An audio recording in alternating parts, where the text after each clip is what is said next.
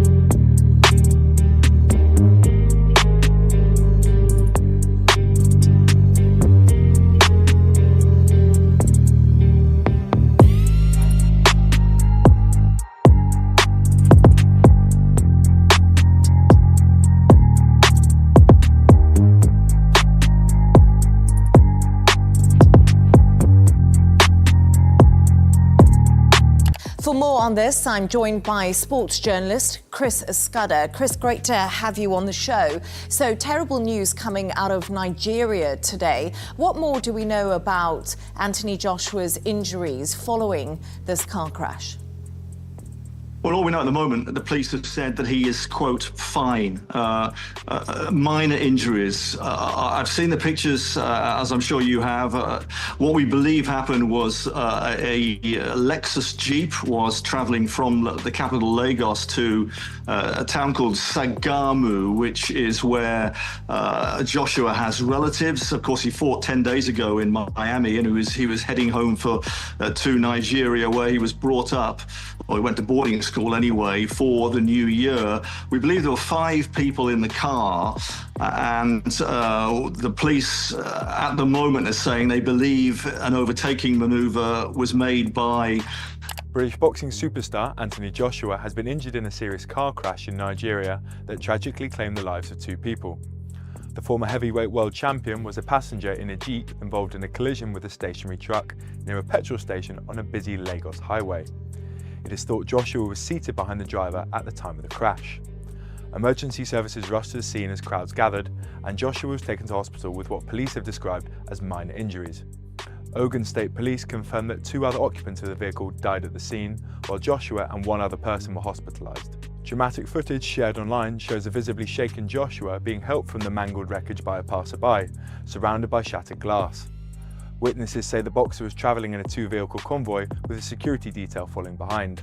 Joshua's promoter and chairman of Matchroom Sport, Eddie Hearn, says he's seeking full details but believes the fighter appears to be okay. The crash happened just hours after Joshua posted a video enjoying table tennis with a friend, and only days after his high-profile knockout win over Jake Paul. Further updates are expected as more information emerges.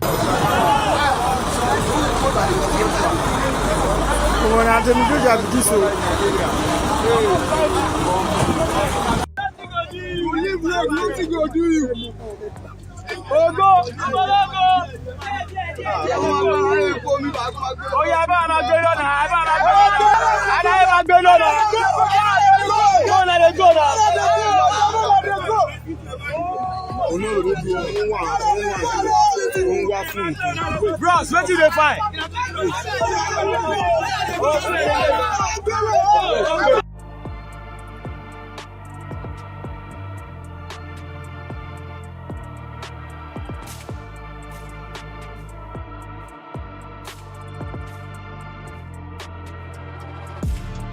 British boxing superstar Anthony Joshua has been injured in a serious car crash in Nigeria that tragically claimed the lives of 2 people.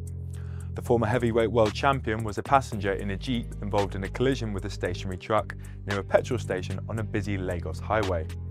It is thought Joshua was seated behind the driver at the time of the crash. Emergency services rushed to the scene as crowds gathered, and Joshua was taken to hospital with what police have described as minor injuries.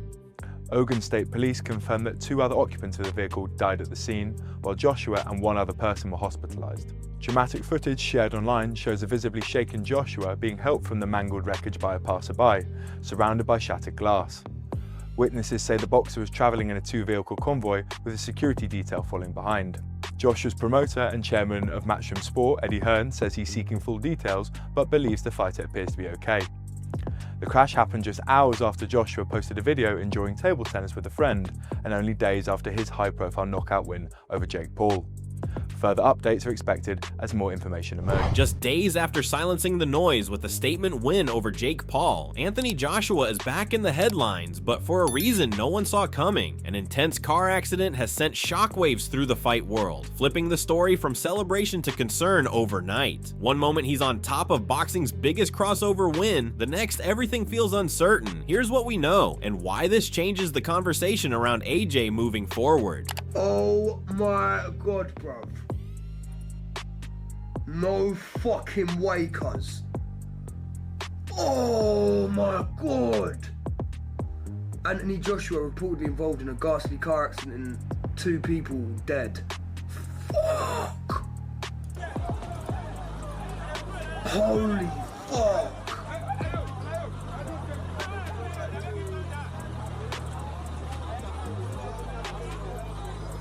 He's not dead, he looks alright, but 2 people that Joshua is in a car crash with have been announced dead. That is, brother, I thought you man were trolling, that is fucked. Breaking reports out of Nigeria place Anthony Joshua at the center of a serious highway crash with tragic consequences. While initial information suggests he avoided major injury, the incident is under investigation and has already claimed lives. With no statement yet from his team, the news casts a heavy shadow just days after his knockout win over Jake Paul. Yeah, some breaking news to bring you regarding Anthony Joshua. He's been involved in a serious car crash in Nigeria. Now, Reuters news agency say he suffered minor injuries, but 2 people have died in the incident. According to eyewitnesses, the accident occurred along a busy highway where a vehicle carrying Joshua collided with a stationary truck. The exact cause of the accident is now being investigated. There's no statement from Anthony Joshua's team on the incident just yet. He was in action against the YouTuber turned boxer Jake Paul, wasn't he, in Miami 10 days ago, a fight which he won in the 6th round by knockout. We will have more on this story as we get it, but just to bring you up to date, Anthony Joshua has been involved in a serious crash in Nigeria and he has suffered minor injuries. Jake Paul responded with a heartfelt message, stressing that moments like this put everything into perspective. He shared his condolences for those who lost their lives, said his thoughts are with Anthony Joshua, and expressed support for everyone affected by the tragic accident, reminding people that life outweighs any result inside the ring. Showbiz The Adult, a YouTube commentator, gave more updates and reports that Anthony Joshua's vacation in Nigeria turned tragic when the SUV he was in hit a stationary truck. Joshua, seated behind the driver, escaped with minor injuries, but 2 passengers tragically died. Footage shows a dazed Joshua beside the severely damaged vehicle, a stark contrast to the carefree moments he'd been enjoying just before the crash. If you guys don't know, Anthony A.J. Joshua is native to Nigeria. So he was back home enjoying his vacation. Now, the incident involves the SUV that Anthony A.J. Joshua was in colliding with a stationary truck. Now, Anthony Joshua was positioned behind the driver as a passenger, and there was a passenger in the front seat on the passenger side and behind that passenger. Both of those passengers passed away. So if you can see from the footage, and hopefully the footage isn't too much for you guys, you can see that Anthony A.J. Joshua is dazed, very confused here. But that side of the SUV is severely damaged. Now, he did have security. His security was in an SUV behind him, following Anthony A.J. Joshua. Anthony Joshua is fine, sustaining minor injuries. There were images of Anthony Joshua enjoying his vacation in Nigeria with his friends and everything. Yeah, he has his shirt off and everything because, you know, he's in Africa. It's warm out there. He was just enjoying his time. And unfortunately... And Ed Matthews' reaction says it all. Shock, disbelief, and raw emotion. Hearing that Anthony Joshua was involved in a horrific car crash with 2 fatalities left him stunned. Relief that Joshua is physically okay is mixed with sorrow for the lives lost, capturing just how jarring and tragic the news is for fans and the boxing community alike. Oh my god, bruv. No fucking way, cuz. Oh my god! Anthony Joshua reportedly involved in a ghastly car accident and 2 people dead. Fuck! Holy fuck!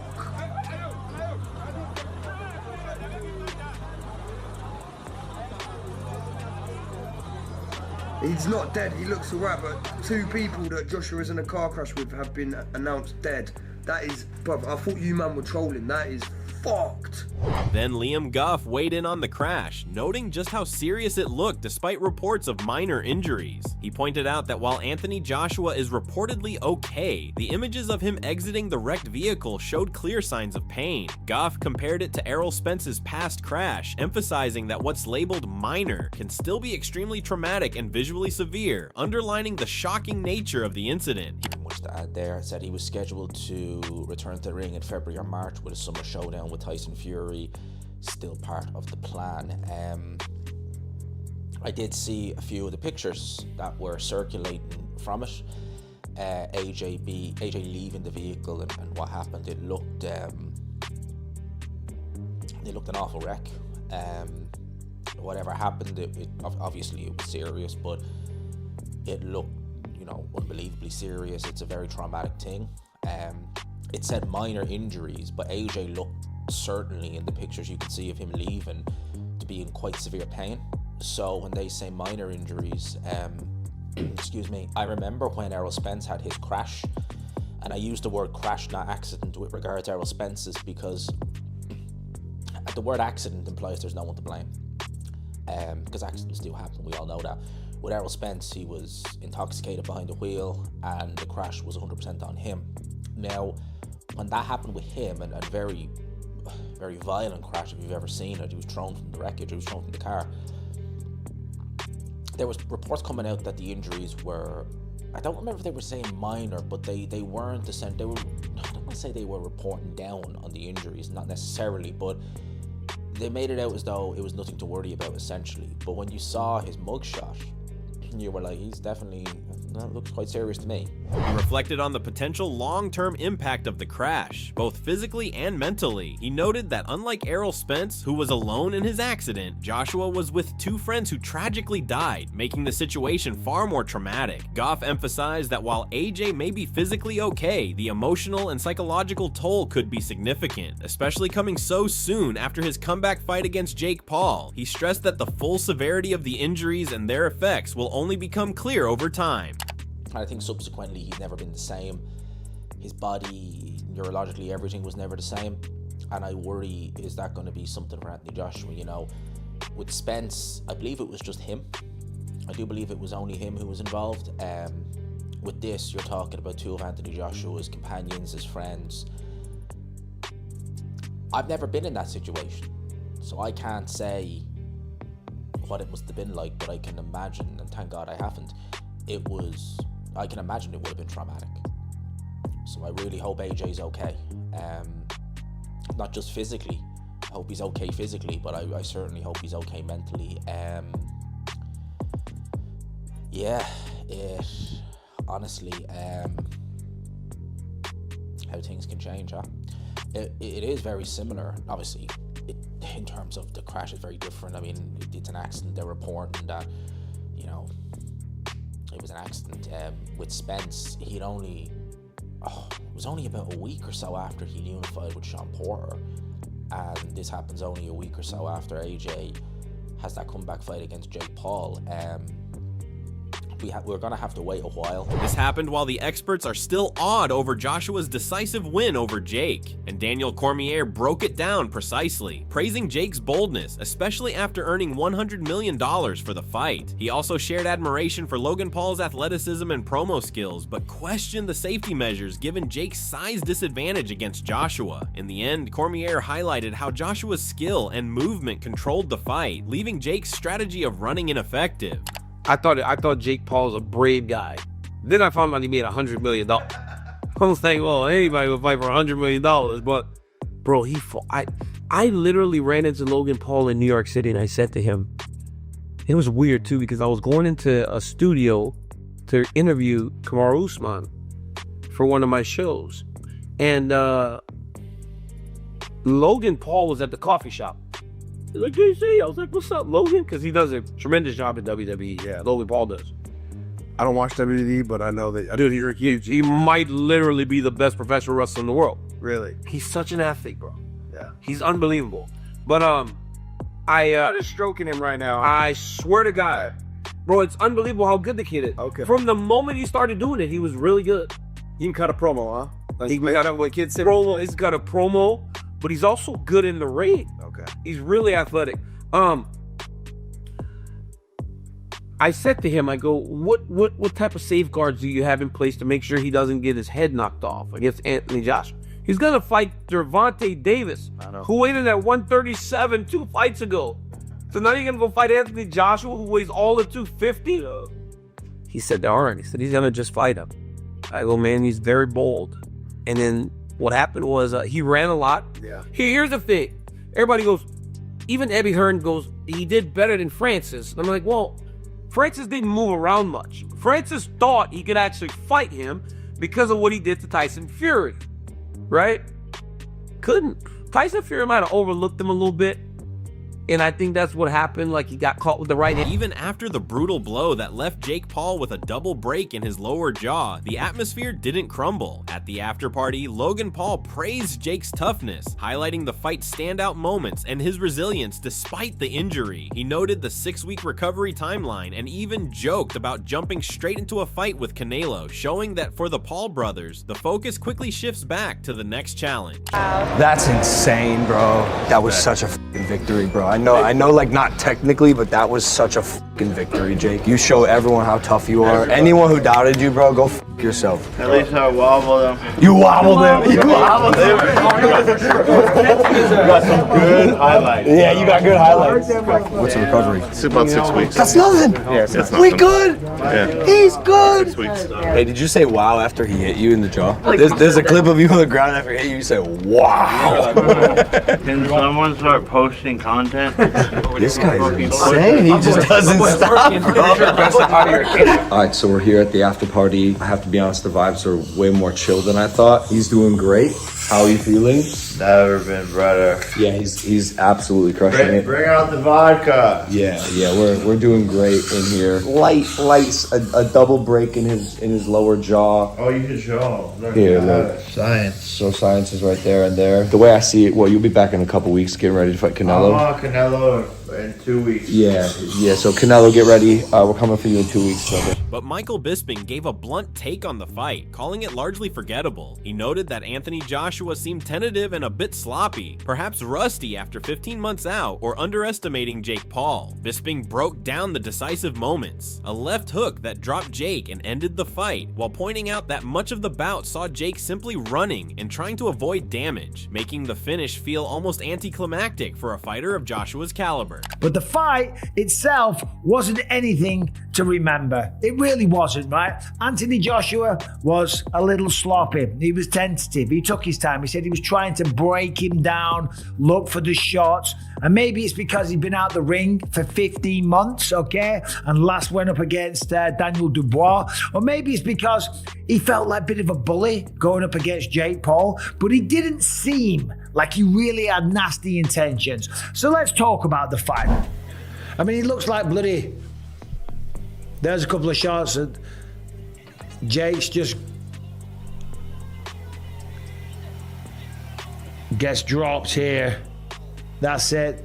Fight's over. What was it, a left hook? I looked at my bloody phone for a split second. We'll see on the replay. There's Mauro Ranallo giving it the Mamma Mia. Well, that was a bit embarrassing for AJ, if I'm honest. I didn't see the knockout, I didn't see the finish. But it was a bit embarrassing. Because Jake Paul, all he was doing was running away and shooting double leg. Bisping continued his analysis, noting that Anthony Joshua, despite being a massive and dangerous presence, looked surprisingly unmotivated and cautious in the ring. While Jake Paul had hyped himself up as a knockout threat, Joshua often stayed out of range, telegraphed his shots, and struggled to land cleanly as Jake constantly backed up, clinched, or turned exchanges into takedowns. Bisping emphasized that Joshua's lack of aggression made the fight feel less intense than expected, despite his clear power advantage.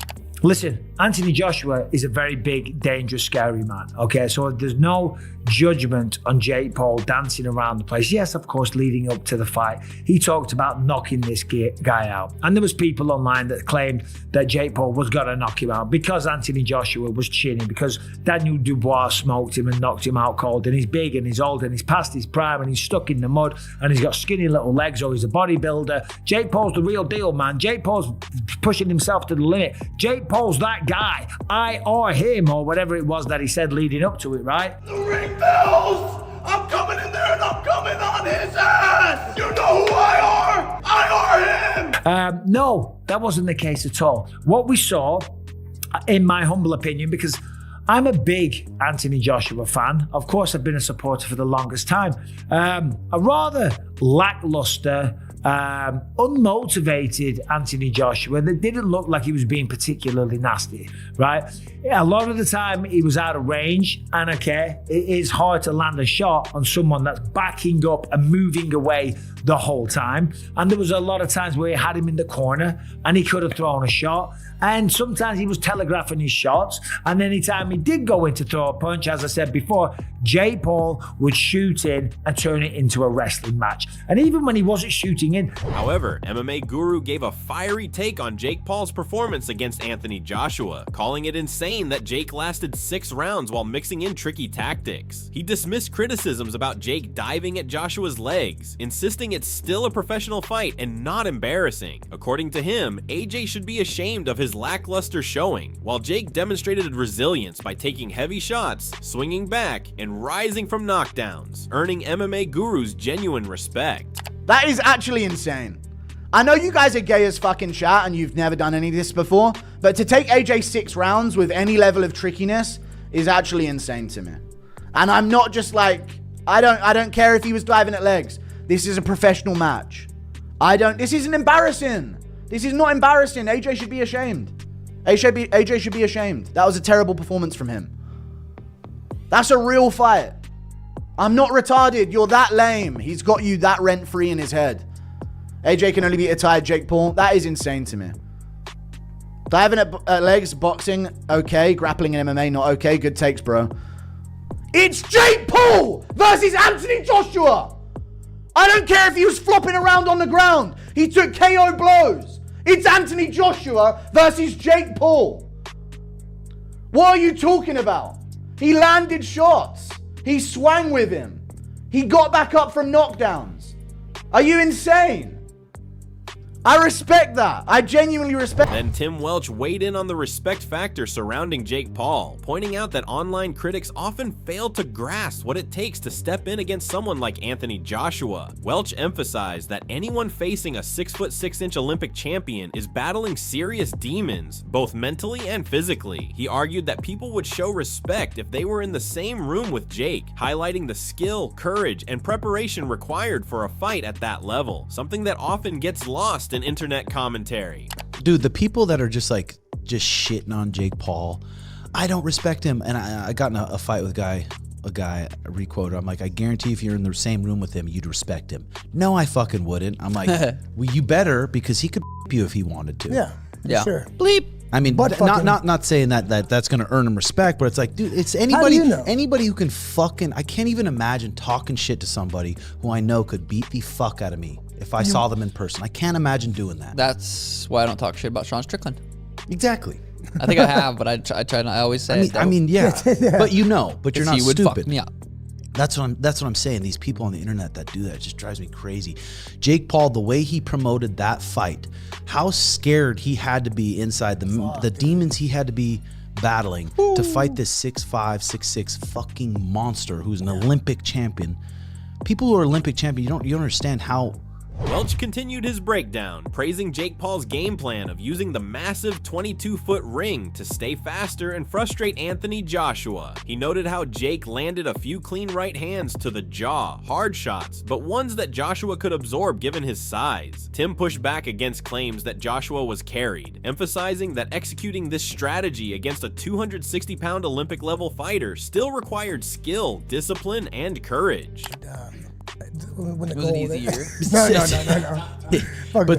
But dude, Jake Paul getting on the mic saying, I'm gonna fuck him up, I'm gonna beat his ass. No one sells a fight better than that. I mean, Conor obviously, but dude, to get people fired up and for him to have the nut sacked, knowing like, fuck, I'm probably gonna get fucked up. Obviously I can land a lucky punch, knowing he's gonna probably get fucked up and still putting it on the line and building that fight like that. I think he truly believed he could win. I think he convinced himself. I think he was still battling. Moreover, Wade Plemons explained that the way the fight played out should have surprised no one. He said anyone expecting Jake Paul to stand toe-to-toe with Anthony Joshua was buying into promo hype, not reality. From his view, Jake's movement-heavy approach was always the plan, while the real surprise was how long it took AJ to assert himself. Plemons broke down the early rounds as cautious and calculated, noting that while Jake landed a few clean jabs and right hands, Joshua was patient patiently applying pressure, confident that sustained control would eventually overwhelm Jake. He noted that while Anthony Joshua applied consistent pressure each round and strategically wore down Jake Paul's stamina, the performance left much to be desired. He was surprised AJ didn't cut off the ring more, attack the body, or set up punches effectively, often leaving his head on the center line. Despite these shortcomings, Plemons acknowledged that AJ did enough to land his decisive right hand, though many of his exchanges looked awkward, especially when Jake was clinching or moving, highlighting a performance that was effective but far from polished. How are you taking this news? Can Anthony Joshua bounce back after such a tragic accident and recover not just physically but mentally after losing close friends in the crash? Share your thoughts in the comments below and make sure to subscribe for the latest updates on AJ's journey.